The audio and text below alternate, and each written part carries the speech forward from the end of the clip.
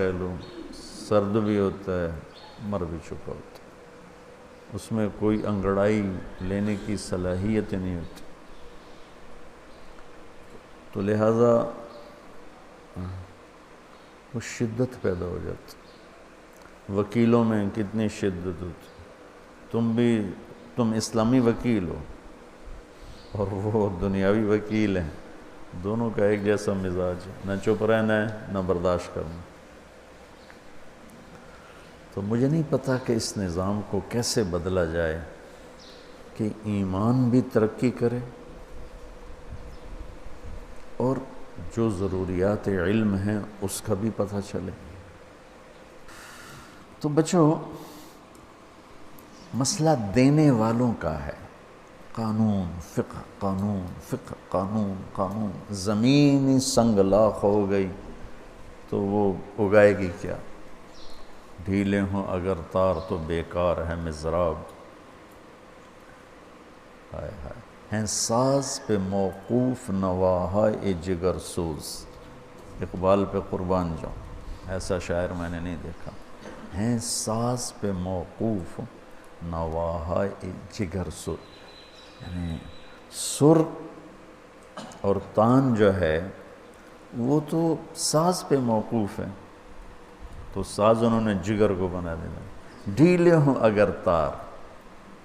میرا تعلق موسیقی سے بھی رہا ہے نا بہت زیادہ، تو وہ بھی مجھے بہت کام آتا ہے. ایسے اگر میں موسیقی نہ سمجھتا تو یہ شعر بھی نہ سمجھا سکتا.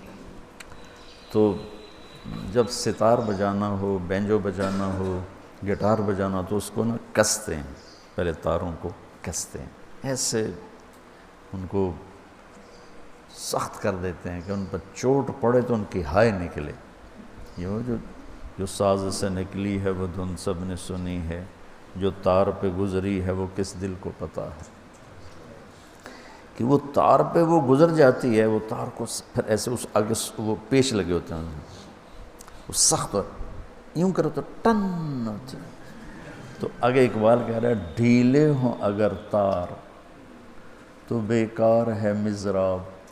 مضراب کیسے کہتے ہیں؟ وہ ایک چھوٹا سا ہوتا ہے جس سے وہ کئی تو انگلیوں سے ہی کرتے ہیں، وہ بڑے ماہر لوگ ہوتے ہیں، ان کی انگلیاں سخت ہو چکی ہوتی ہیں. جو مراسی ہوتے ہیں ان کا دن رات کا کام، تو ان کی یہ جگہیں سخت ہوتی ہیں. لیکن جو شوقیہ کرتے ہیں جیسے میرے جیسے تھے تو ہم انگلی سے نہیں کر سکتے تھے، تو وہ کوئی نہ کوئی ایک چھوٹا سا انسٹرومنٹ آتا تھا اس سے، تو اس کو مضراب.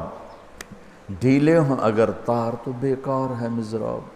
مضراب بیچارہ کیا کرے، تار ہی ڈھیلے ہیں.